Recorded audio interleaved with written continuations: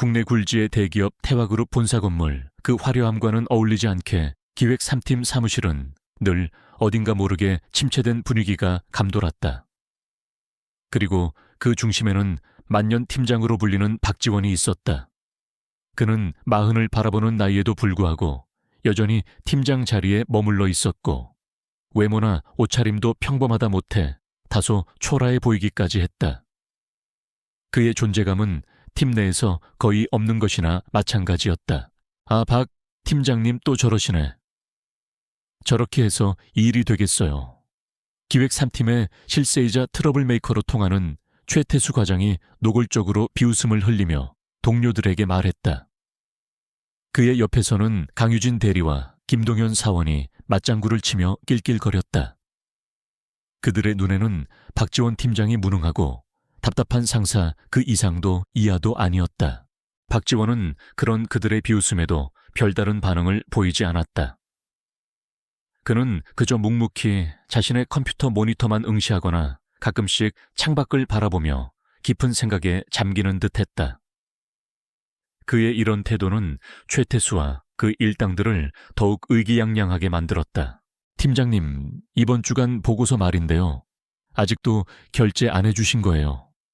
이러다 마감 시간 넘기면 저희만 깨진다고요. 최태수는 일부러 모든 팀원들이 듣도록 큰 소리로 말했다. 하지만 정작 그 보고서는 최태수 자신이 마감 시간을 한참 넘겨 박지원에게 올린 것이었다. 박지원은 아무 말 없이 보고서를 검토하고 조용히 결제 사인을 했다. 그의 얼굴에는 어떤 감정도 드러나지 않았다. 이런 일은 기획 3팀의 일상과도 같았다. 최태수 일당은 사사건건 박지원을 무시하고 그의 권위를 짓밟았다. 중요한 업무는 자신들끼리 멋대로 처리하고 결과만 통보하거나 하기 싫은 잡무는 전부 박지원에게 떠넘겼다. 심지어 회식 자리에서는 대놓고 그를 없는 사람 취급하며 자기들끼리만 어울려 술을 마시기도 했다. 박지원은 그 모든 상황 속에서 그저 그림자처럼 존재할 뿐이었다. 하지만 그런 박지원을 다른 시선으로 바라보는 사람도 있었다. 같은 팀의 서은채 대리였다. 그녀는 최태수 일당의 행동에 동조하지 않았고 오히려 그들의 천박한 태도에 눈살을 찌푸리곤 했다. 그녀는 박지원 팀장이 겉으로 보이는 것처럼 무능하거나 어리숙한 사람이 아닐지도 모른다는 생각을 어렴풋이 하고 있었다. 가끔씩 그가 던지는 예리한 질문이나 아무도 신경 쓰지 않는 사소한 부분까지 챙기는 섬세함 속에서 평범함 뒤에 숨겨진 무언가를 감지했기 때문이다. 팀장님, 이거 제가 정리한 자료인데 한번 봐주시겠어요? 은채는 다른 팀원들과 달리 깍듯하게 박지원을 대했고 업무와 관련된 모든 사항을 그에게 보고하고 지시를 받았다. 박지원은 그런 은채를 볼 때면 희미한 미소를 지으며 고마워요, 서대리. 역시 서대리가 일은 확실해 라며 칭찬을 아끼지 않았다. 사실 박지원은 태화그룹 박태환 회장의 외아들이었다.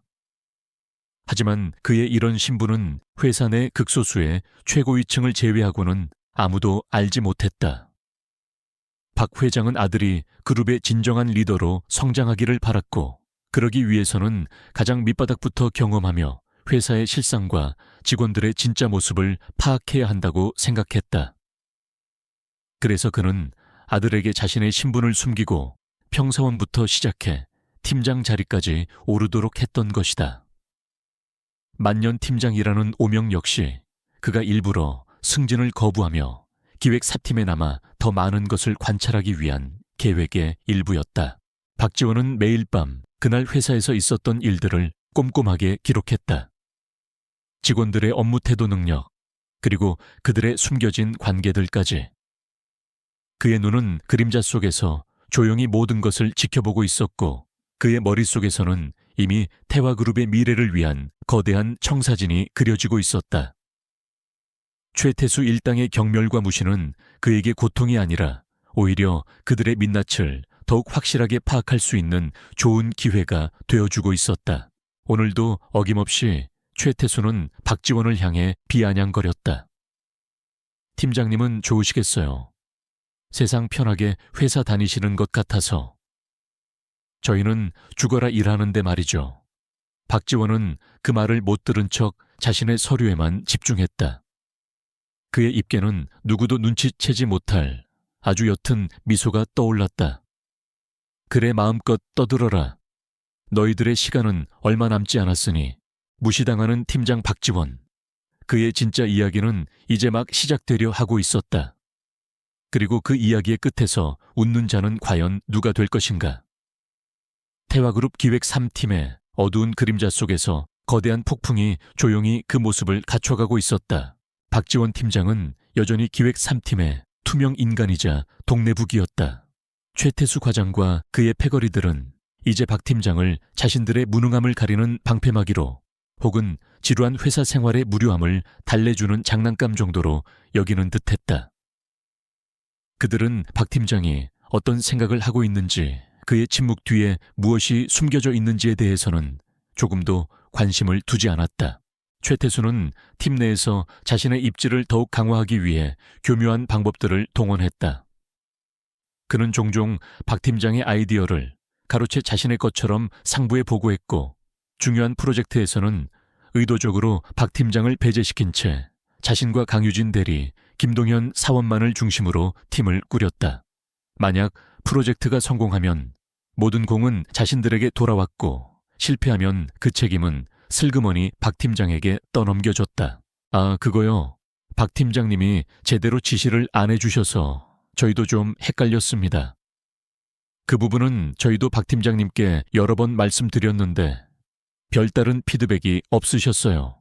이런 변명들은 너무나도 뻔했지만 어쩐 일인지 상부에서는 별다른 문제 제기 없이 넘어가는 경우가 많았다.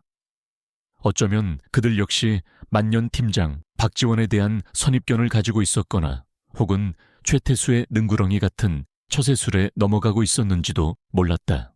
박지원은 그 모든 상황을 지켜보며 조용히 증거들을 수집했다. 주고받은 이메일 회의록, 그리고 때로는 몰래 녹음한 그들의 대화까지.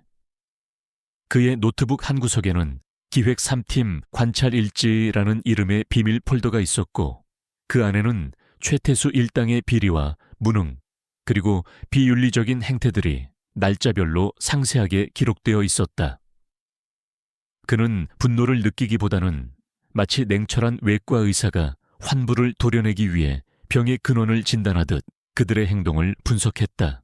어느 날 회사 전체적으로 신규 사업 아이템 공모전이 열렸다. 최태수는 이번 기회에 자신의 능력을 확실하게 보여주고 승진의 발판을 마련하겠다며 의욕을 불태웠다. 그는 강유진과 김동현을 닥달하며 밤샘 작업을 강요했고, 그럴듯해 보이는 기획안을 만들기 위해 온갖 미사여구를 동원했다. 하지만 그들의 기획안은 핵심적인 시장 분석과 현실적인 실행 가능성이 결여된 그저 겉만 번지르르한 쭉정이에 불과했다. 발표를 며칠 앞두고 초조해진 최태수는 우연히 박지원의 책상 위에 놓인 메모들을 발견했다. 그 메모들에는 신규 사업 아이템에 대한 박지원의 단상과 함께 시장 트렌드 분석, 그리고 구체적인 사업화 전략까지 간략하게 적혀 있었다.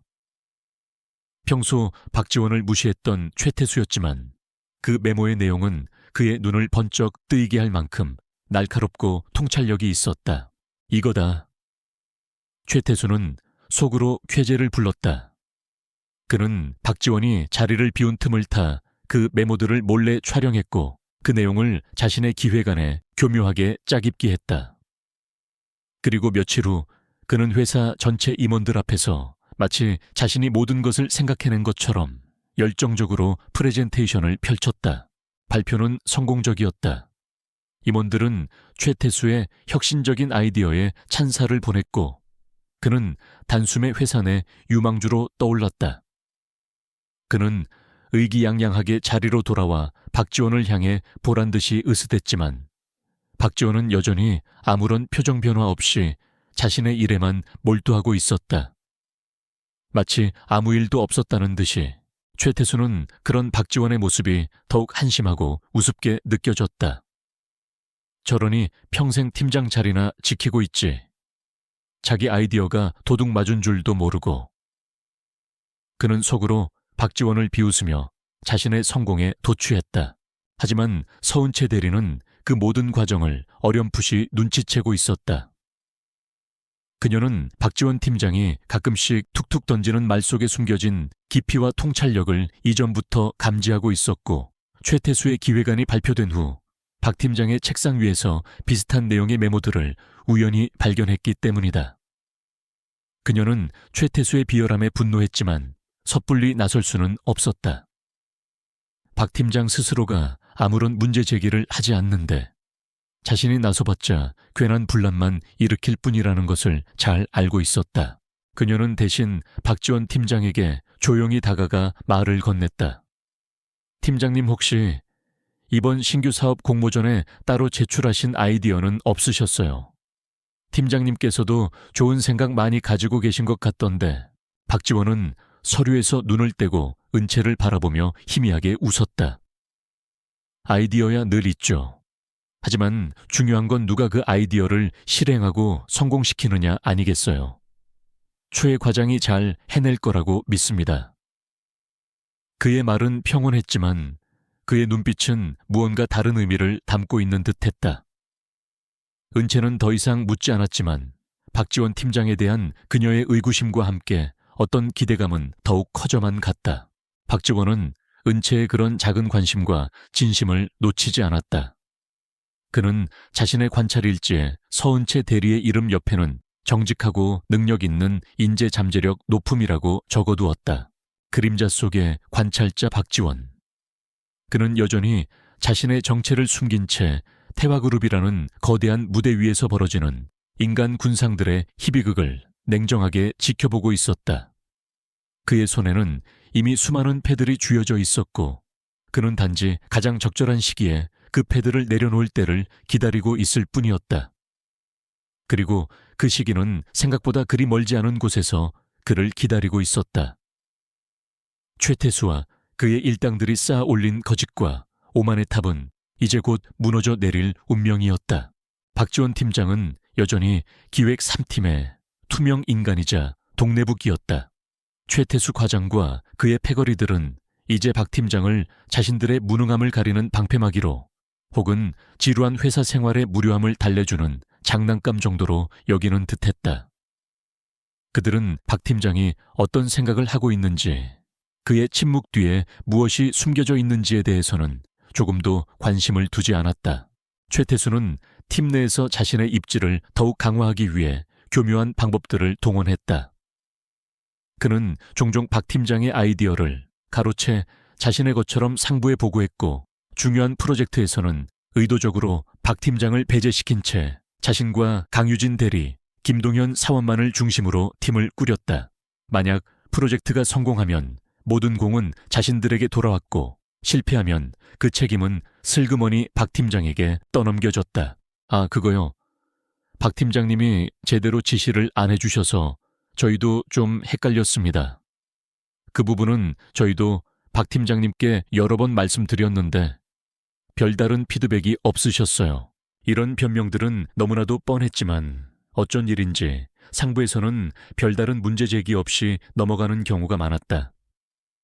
어쩌면 그들 역시 만년 팀장, 박지원에 대한 선입견을 가지고 있었거나 혹은 최태수의 능구렁이 같은 처세술에 넘어가고 있었는지도 몰랐다.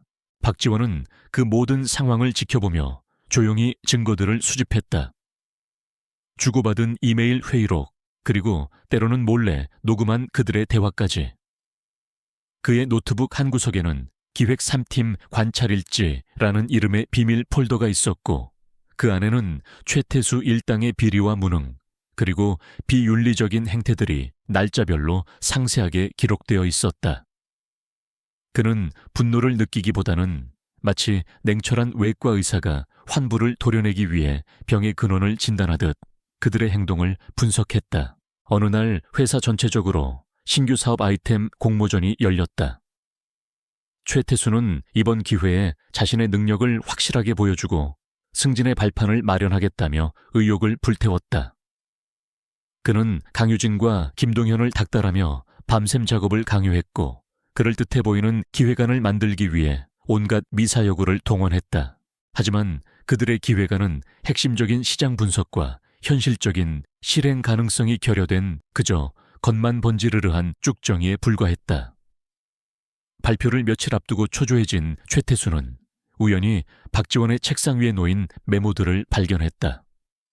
그 메모들에는 신규 사업 아이템에 대한 박지원의 단상과 함께 시장 트렌드 분석, 그리고 구체적인 사업화 전략까지 간략하게 적혀 있었다. 평소 박지원을 무시했던 최태수였지만 그 메모의 내용은 그의 눈을 번쩍 뜨이게 할 만큼 날카롭고 통찰력이 있었다. 이거다. 최태수는 속으로 쾌재를 불렀다. 그는 박지원이 자리를 비운 틈을 타 그 메모들을 몰래 촬영했고 그 내용을 자신의 기획안에 교묘하게 짜깁기 했다. 그리고 며칠 후 그는 회사 전체 임원들 앞에서 마치 자신이 모든 것을 생각해낸 것처럼 열정적으로 프레젠테이션을 펼쳤다. 발표는 성공적이었다. 임원들은 최태수의 혁신적인 아이디어에 찬사를 보냈고 그는 단숨에 회사 내 유망주로 떠올랐다. 그는 의기양양하게 자리로 돌아와 박지원을 향해 보란듯이 으스댔지만 박지원은 여전히 아무런 표정 변화 없이 자신의 일에만 몰두하고 있었다. 마치 아무 일도 없었다는 듯이 최태수는 그런 박지원의 모습이 더욱 한심하고 우습게 느껴졌다. 저러니 평생 팀장 자리나 지키고 있지. 자기 아이디어가 도둑 맞은 줄도 모르고. 그는 속으로 박지원을 비웃으며 자신의 성공에 도취했다. 하지만 서은채 대리는 그 모든 과정을 어렴풋이 눈치채고 있었다. 그녀는 박지원 팀장이 가끔씩 툭툭 던지는 말 속에 숨겨진 깊이와 통찰력을 이전부터 감지하고 있었고 최태수의 기획안이 발표된 후 박 팀장의 책상 위에서 비슷한 내용의 메모들을 우연히 발견했기 때문이다. 그녀는 최태수의 비열함에 분노했지만 섣불리 나설 수는 없었다. 박 팀장 스스로가 아무런 문제 제기를 하지 않는데 자신이 나서봤자 괜한 분란만 일으킬 뿐이라는 것을 잘 알고 있었다. 그녀는 대신 박지원 팀장에게 조용히 다가가 말을 건넸다. 팀장님 혹시 이번 신규 사업 공모전에 따로 제출하신 아이디어는 없으셨어요. 팀장님께서도 좋은 생각 많이 가지고 계신 것 같던데.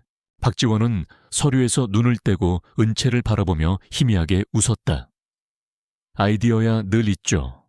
하지만 중요한 건 누가 그 아이디어를 실행하고 성공시키느냐 아니겠어요. 최 과장이 잘 해낼 거라고 믿습니다. 그의 말은 평온했지만 그의 눈빛은 무언가 다른 의미를 담고 있는 듯했다. 은채는 더 이상 묻지 않았지만 박지원 팀장에 대한 그녀의 의구심과 함께 어떤 기대감은 더욱 커져만 갔다. 박지원은 은채의 그런 작은 관심과 진심을 놓치지 않았다. 그는 자신의 관찰일지에 서은채 대리의 이름 옆에는 정직하고 능력 있는 인재 잠재력 높음이라고 적어두었다. 그림자 속에 관찰자 박지원. 그는 여전히 자신의 정체를 숨긴 채 태화그룹이라는 거대한 무대 위에서 벌어지는 인간 군상들의 희비극을 냉정하게 지켜보고 있었다. 그의 손에는 이미 수많은 패들이 쥐어져 있었고 그는 단지 가장 적절한 시기에 그 패들을 내려놓을 때를 기다리고 있을 뿐이었다. 그리고 그 시기는 생각보다 그리 멀지 않은 곳에서 그를 기다리고 있었다. 최태수와 그의 일당들이 쌓아 올린 거짓과 오만의 탑은 이제 곧 무너져 내릴 운명이었다. 시간은 속절없이 흘러 박지원이 기획 4팀 팀장이라는 이름표 뒤에 자신의 진짜 모습을 숨긴 채 생활한 지도 어느덧 1년이 다 되어가고 있었다.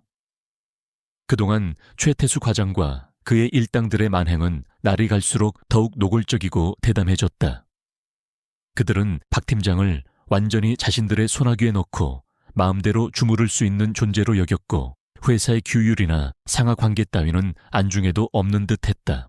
그러던 중 태화그룹 전체에 명운이 걸린 대규모 해외 프로젝트 입찰 건이 기획 3팀에 떨어졌다. 원래대로라면 사내 최고 에이스들로 구성된 TF팀이 맡아야 할 중대한 사안이었지만 어찌된 영문인지 박태환 회장은 이 중요한 임무를 기획 3팀, 특히 박지원 팀장에게 직접 지시했다. 회사 내부에서는 이례적인 결정에 대해 온갖 추측이 난무했다.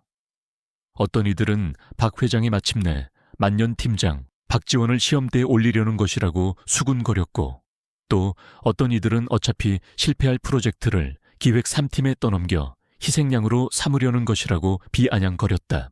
최태수는 처음에는 이 프로젝트를 자신에게 주어진 절호의 기회라고 생각했다. 만약 성공시킨다면 고속승진은 따놓은 당상이었기 때문이다. 그는 박지원 팀장을 철저히 배제한 채 강유진 대리와 김동현 사원만을 데리고 입찰 준비에 박차를 가했다. 박지원은 이번에도 아무런 이의를 제기하지 않고 그저 그들이 요청하는 행정적인 지원만을 묵묵히 처리해 주었다. 하지만 프로젝트의 규모는 그들이 감당하기에는 너무나도 벅찼다.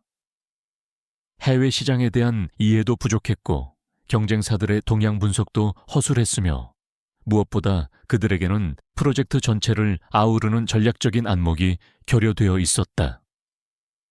최태수는 자신의 부족함을 인정하기보다는 단기적인 성과에 집착하며 무리하게 일을 진행시켰다.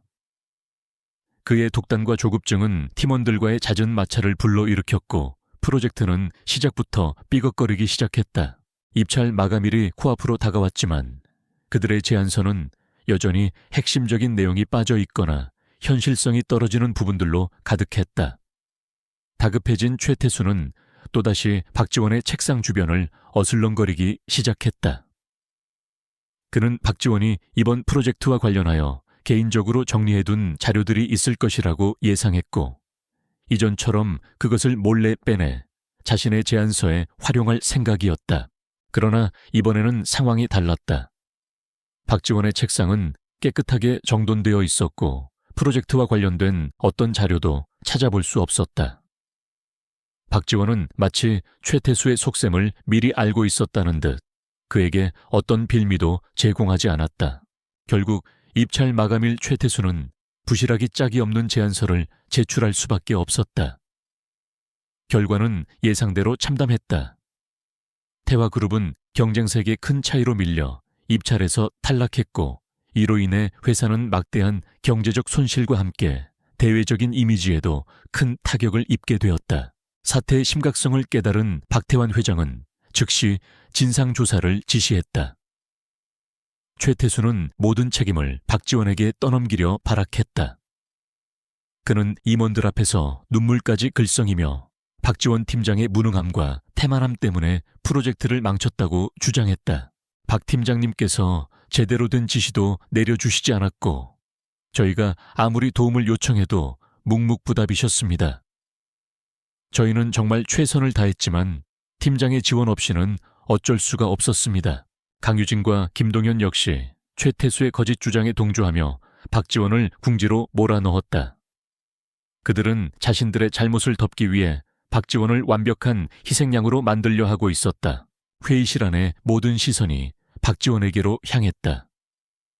그는 여전히 아무런 변명도 하지 않고 담담한 표정으로 최태수 일당의 파렴치한 연극을 지켜보고 있었다. 그의 침묵은 마치 폭풍 전야의 고요함처럼 느껴졌다. 바로 그때 박태환 회장이 낮은 목소리로 입을 열었다. 박지원 팀장 할 말 없소. 박지원은 천천히 자리에서 일어섰다.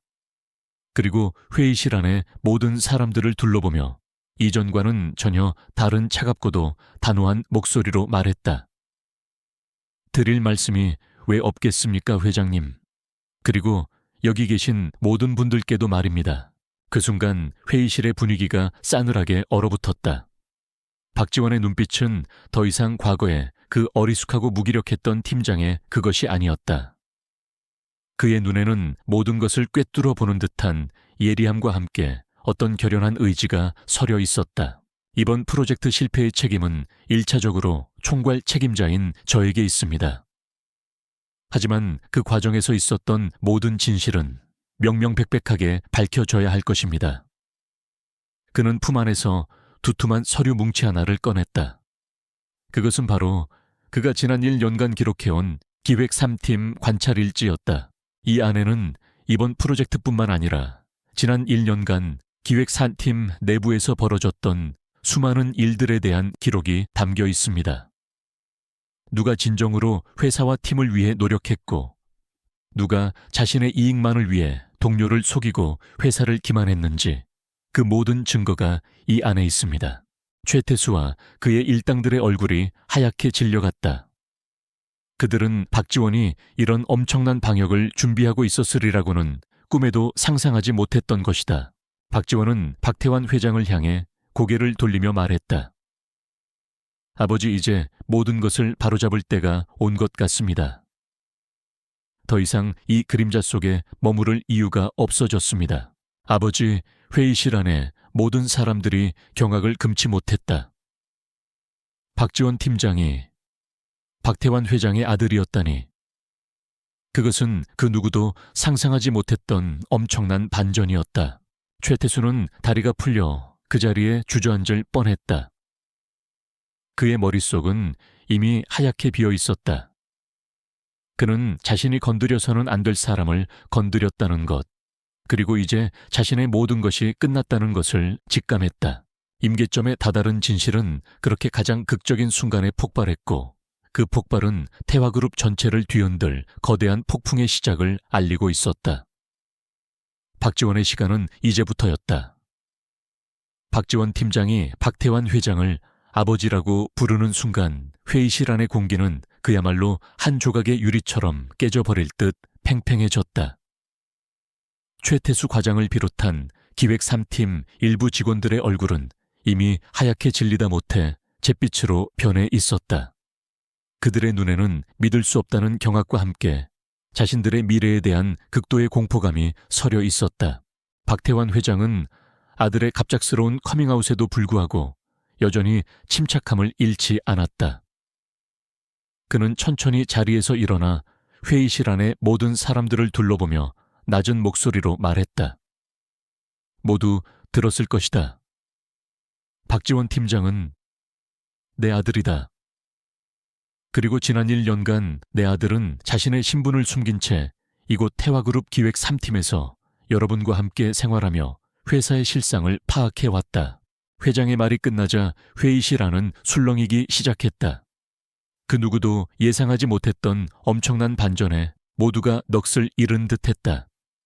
특히 최태수는 이제 모든 것이 끝났다는 절망감에 다리가 풀려 그 자리에 주저앉을 뻔했다. 그의 머릿속은 하얗게 비어 아무런 생각도 떠오르지 않았다.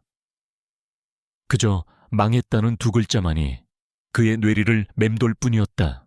박 회장은 아들 지원에게로 시선을 돌리며 말했다. 지원아, 이제 네가 직접 내 입으로 말하거라. 네가 지난 1년간 이곳에서 보고 느낀 것, 그리고 앞으로 네가 이 태화그룹을 위해 무엇을 하고자 하는지를. 박지원은 아버지의 말에 고개를 끄덕이고는 다시 한번 회의실 안의 사람들을 천천히 둘러보았다. 그의 눈빛은 더 이상 과거의 그 어리숙하고 무기력했던 팀장의 그것이 아니었다. 그의 눈에는 차갑도록 냉철한 이성과 함께 회사를 바로 세우겠다는 확고한 의지가 담겨 있었다. 지난 1년간 저는 기획 3팀 팀원으로서 그리고 한 명의 관찰자로서 태화그룹의 여러 문제점들을 직접 목격했습니다. 일부 직원들의 태만하고 무책임한 업무 태도 능력보다는 아첨과 줄서기로 연명하는 조직 문화, 그리고 무엇보다 동료를 존중하지 않고 자신의 이익만을 추구하는 이기적인 행태들이 우리 회사의 발전을 가로막고 있다는 것을 알게 되었습니다. 그의 목소리는 낮고 차분했지만 그 안에 담긴 내용은 회의실 안의 모든 사람들에게 비수처럼 날아와 꽂혔다. 특히 최태수와 강유진, 김동현은 고개를 숙인 채 아무 말도 하지 못했다. 박지원의 모든 말들이 바로 자신들을 겨냥하고 있다는 것을 너무나도 잘 알고 있었기 때문이다.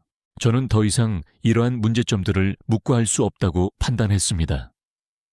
그래서 오늘 이 자리에서 저는 태화그룹의 새로운 미래를 위한 첫걸음을 내딛고자 합니다. 박지원은 잠시 숨을 고르고는 단호한 목소리로 선언했다. 저는 오늘부로 태화그룹 기획조정실 실장 직무대행을 맡아 회사 전체의 조직문화 개선 및 경영 혁신을 위한 특별 감찰팀을 구성하고 그 팀장을 겸임할 것입니다. 그리고 제게 주어진 모든 권한을 사용하여 우리 회사를 좀먹고 있는 모든 부조리와 부패를 척결해 나갈 것입니다. 기획조정실 실장 직무대행 그리고 특별감찰팀장. 그것은 사실상 그룹의 2인자나 다름없는 막강한 권한을 의미했다. 회의실 안의 임원들조차 놀라움을 금치 못했다. 박태환 회장이 자신의 아들에게 이토록 엄청난 힘을 실어줄 줄은 미처 예상하지 못했던 것이다. 첫 번째 감찰 대상은 바로 기획 3팀입니다. 박지원의 시선이 최태수에게로 향했다. 그의 눈빛은 얼음장처럼 차가웠다. 최태수 과장, 강유진 대리, 김동현 사원은 금일부로 모든 업무에서 손을 떼고 특별감찰팀의 조사에 성실히 임해주시기 바랍니다. 만약 조사 과정에서 어떤 비위 사실이라도 드러날 경우 회사 내규에 따라 엄중하게 처벌할 것임을 미리 알려드립니다. 그것은 사실상의 최후 통첩이었다. 최태수는 공포에 질려 바들바들 떨기 시작했고 강유진과 김동현은 금방이라도 울음을 터뜨릴 것 같은 표정이었다. 그들이 지난 1년간 박지원에게 저질렀던 모든 만행들이 이제 곧 100일에 드러나고 그에 대한 혹독한 대가를 치르게 될 것이라는 사실을 깨달았기 때문이다. 회의가 끝나고 박지원이 박태환 회장의 아들이자 새로운 실세로 등장했다는 소문은 삽시간에 회사 전체로 퍼져나갔다. 직원들은 엄청난 충격과 함께 앞으로 회사에 불어닥칠 거대한 변화의 바람을 예감하며 술렁였다. 특히 기획 3팀 사무실은 그야말로 폭풍전야의 고요함 그 자체였다. 최태수와 그의 일당들은 자신들의 책상에 망연자실하게 앉아 있었고 다른 팀원들은 불안한 눈빛으로 서로 눈치만 살피고 있었다. 서은채 대리는 이 모든 상황을 믿을 수 없다는 표정으로 지켜보았다. 그녀는 박지원 팀장이 평범한 사람이 아니라는 것을 어렴풋이 느끼고는 있었지만 그가 회장님의 아들이라는 사실은 상상조차 하지 못했다. 그녀는 지난 1년간 자신이 박 팀장에게 보여주었던 작은 친절과 존중이 어쩌면 자신의 미래에 예상치 못한 기회를 가져다 줄 수도 있겠다는 생각을 아주 잠깐 했지만 이내 고개를 저었다. 지금은 그런 것을 생각할 때가 아니었다. 박지원은 자신의 사무실로 돌아와 창밖을 내다보았다. 이제 가면은 벗겨졌고 진짜 싸움은 이제부터 시작이었다. 그는 자신의 어깨에 놓인 책임감의 무게를 느끼며 깊은 숨을 내쉬었다. 태화그룹을 바로 세우기 위한 그의 외로운 싸움은 이제 막 첫 발을 내디딘 것이었다. 그리고 그 길의 끝에는 과연 무엇이 기다리고 있을까? 폭풍은 이미 시작되고 있었다. 회의실에서의 폭탄 선언 이후 태화그룹 전체는 그야말로 거대한 벌집을 쑤셔놓은 듯 술렁였다. 박지원 팀장이 사실은 박태환 회장의 외아들이었고 그룹의 막강한 실세로 급부상했다는 소문은 빛의 속도로 사내 전체에 퍼져나갔다.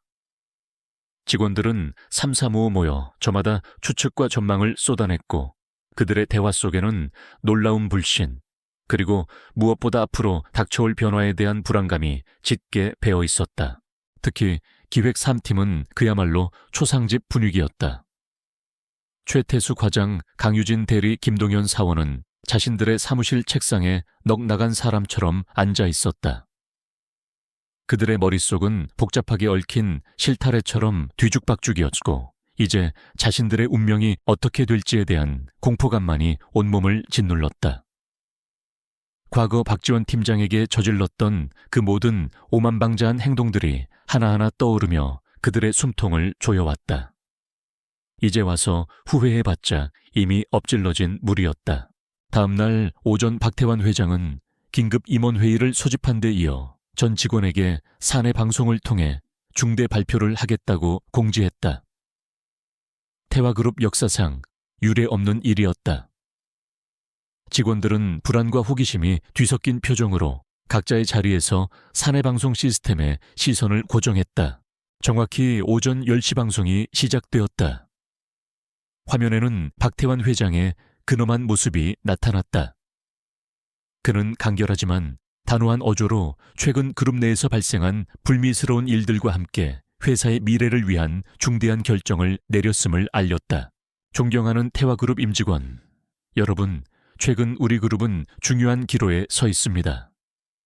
내부적으로는 일부 조직의 해이해진 기강과 비효율적인 업무 시스템이 성장의 발목을 잡고 있으며 외부적으로는 급변하는 시장 환경에 대한 능동적인 대처가 미흡하다는 지적이 있었습니다. 이에 본인은 그룹의 지속적인 성장과 혁신을 위해 특단의 조치를 취하기로 결정했습니다. 박 회장은 잠시 말을 멈추고 화면 너머의 직원들을 응시했다.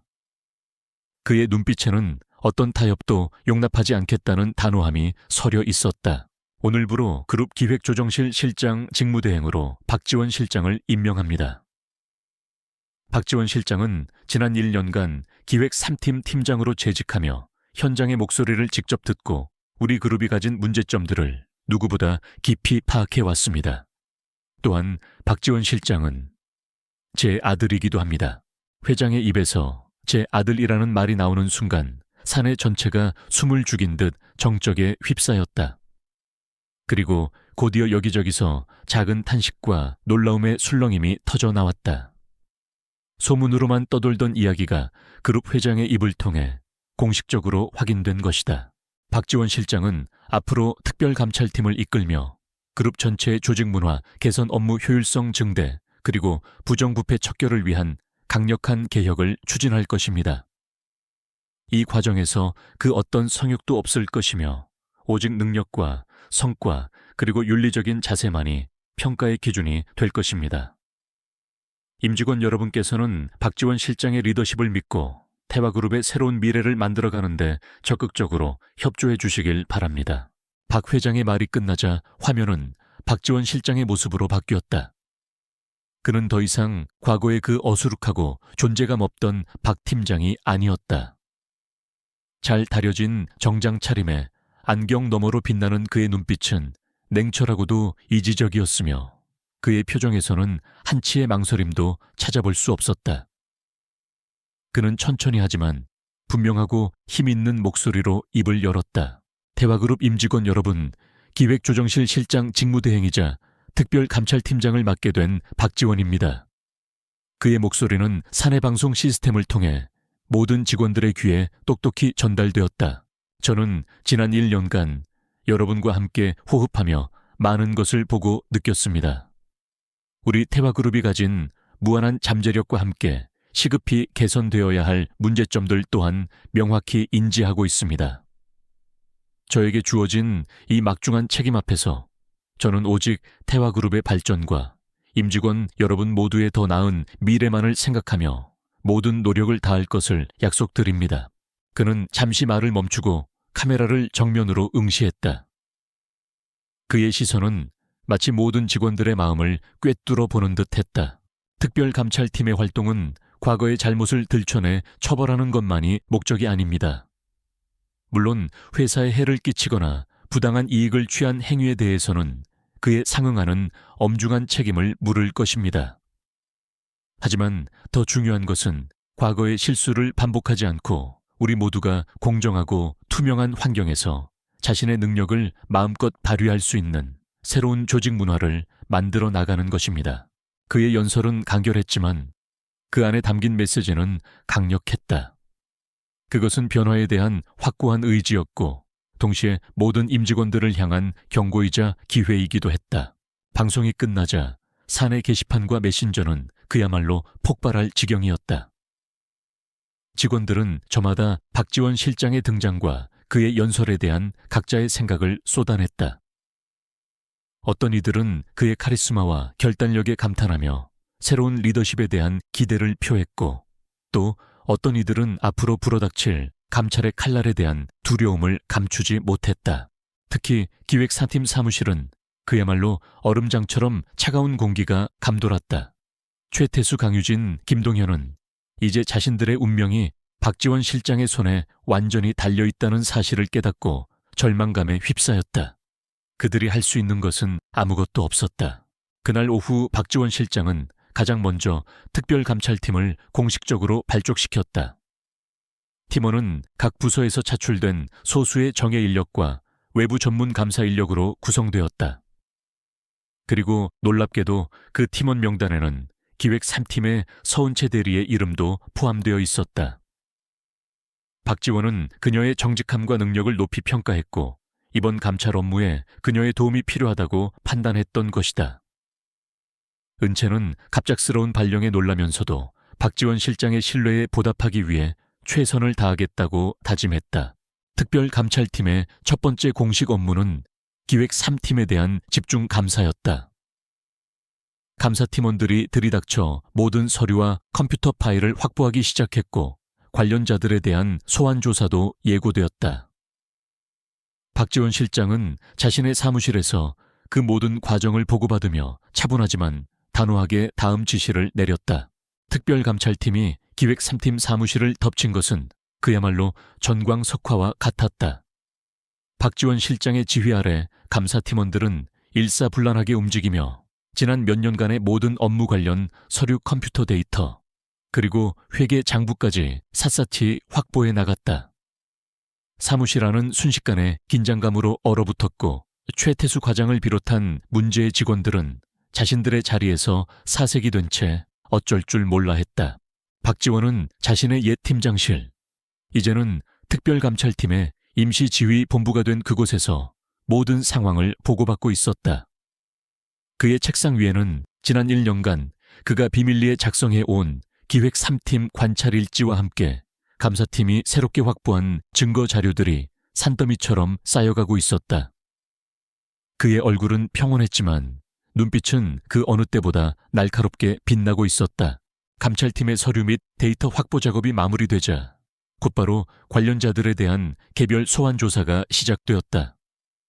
첫 번째 소환 대상은 당연히 최태수 과장이었다. 그는 창백한 얼굴로 박지원 실장 앞에 불려와 앉았다.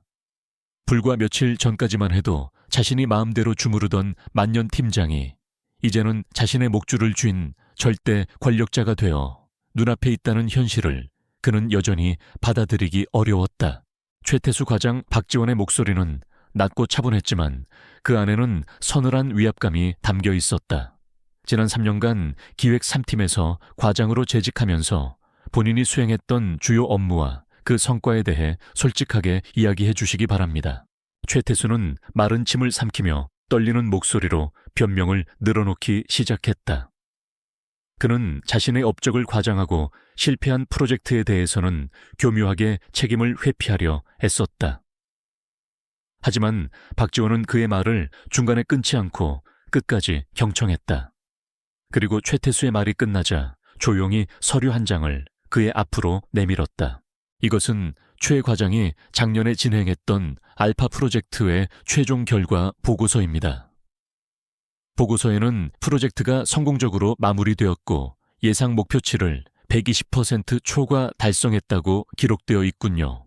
최태수의 얼굴의 순간 화색이 돌았다. 그는 자신이 유일하게 성공시켰다고 자랑하던 그 프로젝트를 박지원 실장이 언급하자 혹시나 하는 기대를 품었다. 네, 그렇습니다. 실장님, 그 프로젝트는 제가 밤낮 없이 매달려. 하지만 박지원이 그의 말을 잘랐다. 제가 확보한 자료에 따르면 알파 프로젝트는 실제로는 목표 달성에 실패했을 뿐만 아니라 예산을 초과하고 납기일을 어겨 회사에 상당한 손실을 입힌 것으로 확인되었습니다. 그리고 이 보고서는 명백한 허위 보고입니다. 여기 당시 프로젝트에 참여했던 팀원들의 진술서와 관련 증거 자료들이 있습니다. 박지원은 또 다른 서류 뭉치를 최태수의 눈앞에 펼쳐 보였다. 거기에는 최태수의 지시로 보고서가 조작되었음을 증명하는 내부 이메일과 회계 자료, 그리고 익명의 내부 고발서까지 첨부되어 있었다. 최태수의 얼굴에서 핏기가 완전히 사라졌다. 그는 더 이상 어떤 변명도 할 수 없었다. 그의 모든 거짓말과 비리가 백일에 드러난 것이다. 실장님, 그건 오해인지 아닌지는 조사가 끝나면 명확해지겠죠. 박지원은 차갑게 말했다.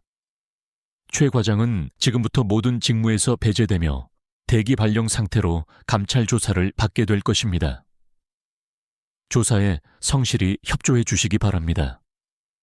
만약 허위 진술이나 증거 인멸을 시도할 경우 가중 처벌을 받게 될 것임을 명심하십시오. 그것은 사실상의 해고 통보나 다름없었다. 최태수는 망견자실한 표정으로 고개를 떨구었다. 그가 그토록 공들여 쌓아 올렸던 모든 것이 한순간에 무너져 내리는 순간이었다. 다음 소환 대상은 강유진 대리와 김동현 사원이었다. 그들은 최태수보다는 죄질이 가볍다고 생각했는지 처음에는 다소 억울하다는 표정으로 조사에 임했다. 하지만 박지원은 그들이 지난 시간 동안 저질렀던 근무태만 업무, 비협조, 그리고 박 팀장에 대한 집단 따돌림과 조롱 행위에 대한 구체적인 증거들을 하나씩 제시하며 그들을 압박했다. 강유진 대리, 지난달 박지원 팀장이 지시했던 시장 조사 보고서는 왜 기한 내에 제출하지 않았습니까? 그리고 그 책임을 왜 박 팀장에게 떠넘기려 했습니까? 김동현 사원 회사 비품을 개인적인 용도로 사용하고 근무 시간에 상습적으로 자리를 비웠던 사실에 대해 어떻게 설명하시겠습니까? 그들은 처음에는 이런저런 변명을 늘어놓으며 빠져나가려 했지만 박지원이 제시하는 구체적인 증거들 앞에서는 속수무책이었다. 특히 그들이 주고받았던 메신저 대화 내용이나 사무실 CCTV에 찍힌 영상들이 공개되자 그들은 더 이상 고개를 들 수 없었다.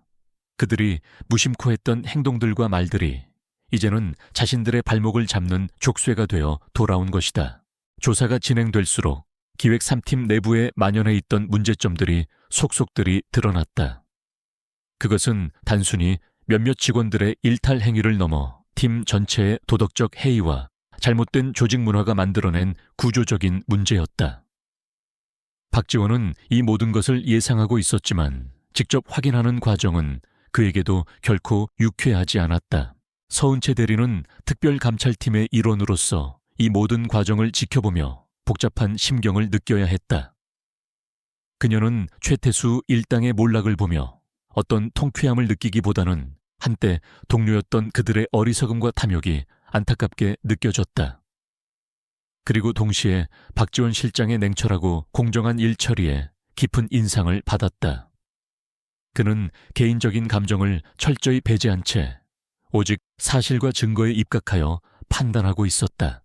심판의 서곡은 그렇게 울려 퍼지고 있었다. 박지원의 칼날은 이제 막 그 예리한 빛을 드러내기 시작했을 뿐이었다. 태화그룹 전체를 뒤흔들 거대한 폭풍은 아직 본격적으로 시작되지도 않았지만 이미 많은 사람들은 그 폭풍의 위력을 실감하며 공포에 떨고 있었다. 그리고 그 폭풍의 눈에는 과거의 모든 그림자를 벗어던진 새로운 리더 박지원이 서 있었다. 가면은 벗겨졌고 새로운 권력의 얼굴이 드러났다. 태화그룹에는 이제 누구도 거스를 수 없는 거대한 변화에 바람이 불기 시작하고 있었다. 그리고 그 바람의 중심에는 과거의 그림자를 벗고 자신의 진짜 모습을 드러낸 박지원이 서 있었다. 그의 눈앞에는 해결해야 할 수많은 과제들이 놓여 있었지만 그는 결코 물러서지 않을 터였다. 기획 3팀에 대한 특별감찰팀의 집중감사는 며칠간 계속되었다. 박지원 실장은 밤낮을 가리지 않고 직접 모든 조사 과정을 챙겼고 그의 지휘 아래 감사팀은 한치의 오차도 없이 치밀하게 움직였다. 최태수 과장을 비롯한 주요 관련자들은 연일 이어지는 강도 높은 조사에 심신이 지쳐갔지만 이미 명백한 증거들이 확보된 상황에서 그들이 할 수 있는 것은 오직 자신들의 잘못을 인정하고 처벌을 기다리는 것뿐이었다. 마침내 모든 조사가 마무리되고 박지원 실장은 조사 결과를 바탕으로 한 징계위원회를 소집했다. 징계위원회에는 박태환 회장을 비롯한 그룹의 주요 임원들이 모두 참석했고 회의실 안에는 무거운 긴장감이 감돌았다. 가장 먼저 최태수 과장에 대한 징계 수위가 논의되었다. 박지원 실장은 최 과장이 지난 몇 년간 저질러온 프로젝트 결과, 조작 예산 횡령 의혹, 직권 남용, 그리고 상습적인 부하 직원 괴롭힘 등에 대한 구체적인 증거 자료들을 위원들 앞에 제시했다. 그의 범죄 행위는 생각보다 훨씬 더 심각했고 태화그룹에 끼친 손실 또한 막대했다. 최태수 과장은 자신의 사리 사욕을 채우기 위해 회사의 신뢰를 저버렸을 뿐만 아니라 동료 직원들에게 심각한 정신적 고통을 안겨주었습니다. 이는 결코 용납될 수 없는 행위이며 회사 규정에 따라 가장 엄중한 처벌이 내려져야 한다고 생각합니다. 박지원 실장의 목소리는 단호했다. 징계위원회는 만장일치로 최태수 과장에 대한 해고를 결정했다. 단순한 해고가 아니었다. 그의 모든 비위 사실은 사내에 공표될 것이며 회사에 끼친 손해에 대한 민사소송 또한 진행될 예정이었다. 평생을 태화그룹에 바쳤다고 자부했던 최태수의 마지막은 너무나도 비참했다. 그는 모든 것을 잃었고 사회적으로도 매장될 위기에 처한 것이다. 다음은 강유진 대리와 김동현 사원에 대한 징계 논의였다. 그들은 최태수만큼 적극적으로 비리를 저지르지는 않았지만 그의 부당한 지시에 동조하거나 묵인했고 근무 태만과 직장 내 괴롭힘에도 가담한 사실이 명백했다. 박지원 실장은 그들에게도 변명의 기회를 주지 않았다. 강유진 대리와 김동현 사원은 조직의 일원으로서 자신의 본분을 망각하고 잘못된 조직 문화에 편승하여 개인의 안위만을 추구했습니다. 이는 회사에 대한 명백한 배신 행위이며 그 책임 또한 가볍지 않습니다. 결국 강유진 대리는 3개월 감봉 및 지방지사로의 전출 명령을 받았고 김동현 사원은 정직 1개월과 함께 재교육 프로그램 이수 명령을 받았다. 그들에게는 마지막 기회가 주어진 셈이었지만 그들이 예전과 같은 안일한 생각으로 회사 생활을 이어갈 수는 없을 터였다. 박지원의 칼날은 그들의 뇌리에 깊은 공포를 새겨놓았기 때문이다. 반면 서은채 대리에 대한 평가는 전혀 달랐다.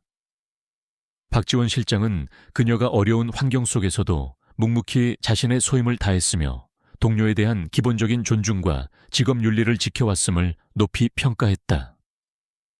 서은채 대리는 뛰어난 업무 능력과 함께 올바른 가치관을 가진 인재입니다. 저는 서 대리가 앞으로 우리 태화그룹을 이끌어갈 핵심 인재로 성장할 수 있도록 모든 지원을 아끼지 않을 것입니다. 징계위원회가 끝난 후 박지원 실장은 서은채 대리를 자신의 사무실로 불렀다. 서 대리, 이번 특별감찰팀 활동에 참여하면서 많은 것을 보고 느꼈을 겁니다. 그리고 그 과정에서 서 대리가 보여준 공정함과 용기에 대해 깊이 감사드립니다. 그는 서은채 대리에게 기획 3팀 팀장 대행 자리를 제안했다. 갑작스러운 제안에 은채는 당황했지만 박지원 실장의 진심 어린 눈빛과 신뢰에 용기를 얻어 그 제안을 받아들였다. 그녀에게도 새로운 기회가 찾아온 것이다. 징계 결과가 사내에 공지되자 태화그룹 전체는 다시 한번 큰 충격에 휩싸였다. 박지원 실장의 개혁 의지가 얼마나 강력한지를 모든 직원들이 실감하게 된 것이다.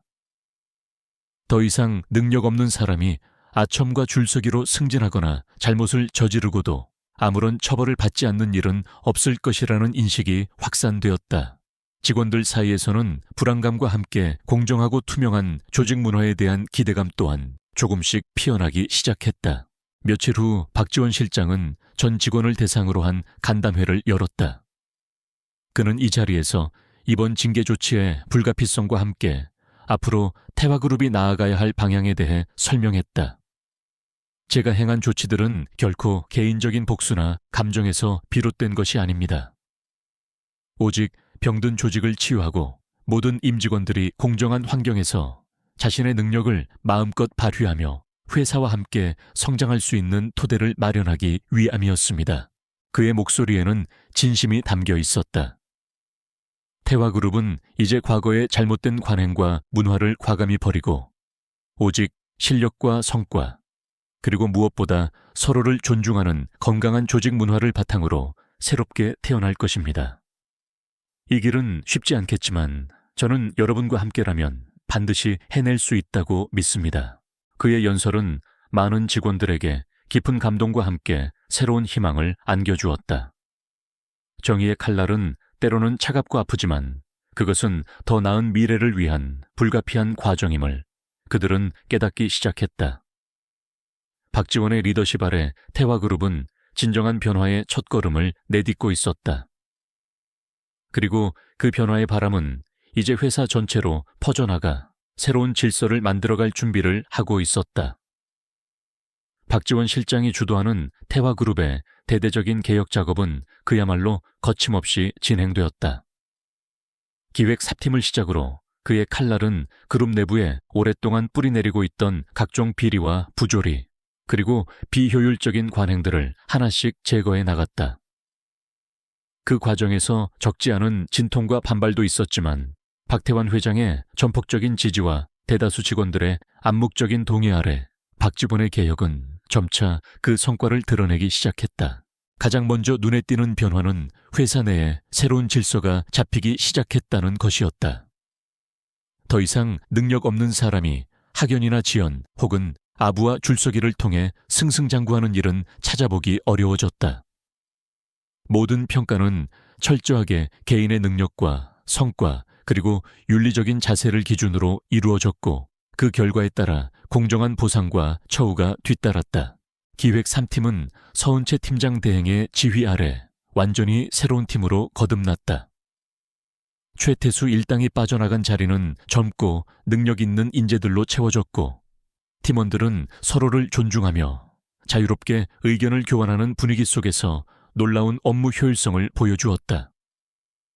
서은채는 박지원 실장의 신뢰에 보답하듯 뛰어난 리더십과 섬세한 업무 처리 능력으로 팀을 성공적으로 이끌었다. 그녀의 성장은 태화그룹 내 다른 젊은 직원들에게도 큰 귀감이 되었다. 강유진과 김동현은 각각 지방지사와 재교육센터에서 혹독한 시간을 보내야 했다. 그들은 과거 자신들의 어리석었던 행동을 깊이 반성하며 언젠가 다시 한번 본사로 돌아갈 날을 꿈꿨지만 그 길이 결코 쉽지 않으리라는 것을 잘 알고 있었다. 태화그룹의 새로운 질서는 그들에게 두 번의 기회를 쉽게 허락하지 않을 터였다.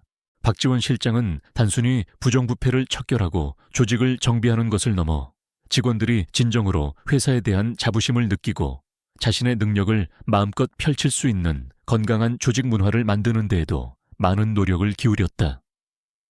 그는 정기적으로 직원들과의 간담회를 열어 현장의 목소리에 귀 기울였고 불필요한 야근과 형식적인 회의 문화를 없애고 업무 효율성을 높이는 데 집중했다.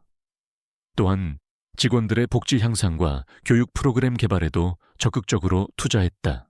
시간이 흘러 태화그룹은 박지원 실장의 강력한 리더십 아래 눈에 띄게 변화하고 성장해 나갔다. 회사의 실적은 물론이고 직원들의 사기와 만족도 또한 크게 향상되었다. 과거에 침체되고 권위적이었던 분위기는 사라지고 그 자리에는 활기차고 창의적인 에너지가 넘쳐 흘렀다. 몇 년 후 박태환 회장은 아들 박지원에게 회장직을 물려주고 경영 일선에서 물러났다. 박지원 신임 회장은 취임새서 다음과 같이 말했다. 그의 목소리에는 과거의 아픔을 딛고 일어선 자의 단단함과 미래에 대한 확신이 담겨 있었다. 존경하는 태화그룹 임직원, 여러분, 저는 오늘 이 자리에서 단순히 회장이라는 직책을 이어받는 것이 아니라 우리가 함께 만들어갈 새로운 시대에 대한 약속을 드리고자 합니다. 저는 지난날 이름 없는 팀원으로 여러분 곁에서 많은 것을 보고 배웠습니다. 그때 제가 가슴 깊이 새겼던 교훈은 바로 이것입니다. 사람을 외모나 지위로 판단하지 말라. 진정한 가치는 보이지 않는 곳에 숨겨져 있을 수 있다. 그리고 모든 인간은 존중받을 가치가 있으며 리더는 그 존중을 바탕으로 조직을 이끌어야 한다. 그는 잠시 숨을 고르고 말을 이어갔다. 저는 앞으로 태화그룹을 그 누구도 부당하게 무시당하거나 차별받지 않는 곳, 오직 능력과 열정, 그리고 정직함만이 인정받는 공정한 일터로 만들어 나갈 것입니다. 우리가 함께 흘린 땀방울이 정당한 보상으로 돌아오고 우리의 꿈과 비전이 현실이 되는 그런 회사를 만들겠습니다. 이 길에 여러분 모두가 함께 해주시길 바랍니다. 그의 진심 어린 연설에 모든 임직원들은 뜨거운 박수로 화답했다. 그들은 박지원 회장이 이끄는 태화그룹의 밝은 미래를 확신하고 있었다. 박지원 회장은 가끔씩 자신의 옛 팀장실, 이제는 서은채 상무의 사무실이 된 그곳을 찾아가 차를 마시곤 했다. 그는 창밖을 내다보며 지난 날들을 회상했다. 만약 자신이 그저 평범한 팀장이었다면, 만약 최태수와 그 일당들의 만행이 계속되었다면 지금의 태화그룹은 어떤 모습이었을까? 그는 자신이 겪었던 그 혹독한 시간들이 결국에는 자신과 회사 모두에게 값진 교훈을 안겨주었음을 깨달았다. 그는 서은채 상무에게 웃으며 말했다. 서 상무, 우리가 함께 만들어갈 태화그룹은 아직 갈 길이 멉니다. 하지만 저는 우리가 올바른 방향으로 나아가고 있다고 믿습니다. 서은채 상무도 미소로 화답했다. 네, 회장님. 저도 그렇게 생각합니다. 그리고 저희 모두가 회장님을 믿고 따를 준비가 되어 있습니다. 새로운 질서 속에서 태화그룹은 깊은 교훈을 가슴에 새기고 미래를 향해 힘차게 나아가고 있었다. 그리고 그 중심에는 과거의 아픔을 성장의 동력으로 삼아 진정한 리더로 거듭난 박지원 회장이 있었다. 그의 이야기는 우리에게 직장 생활뿐만 아니라 인생 전체를 관통하는 중요한 메시지를 던져주고 있었다. 그것은 바로 진실은 언젠가 밝혀지며 정의는 반드시 승리한다는 것. 그리고 가장 중요한 것은 우리가 어떤 위치에 있든 항상 겸손한 마음으로 서로를 존중하고 배려해야 한다는 평범하지만 위대한 진리였다. 잃어버린 신뢰를 회복하고 새로운 희망을 만들어가는 그들의 이야기는 그렇게 계속될 것이었다.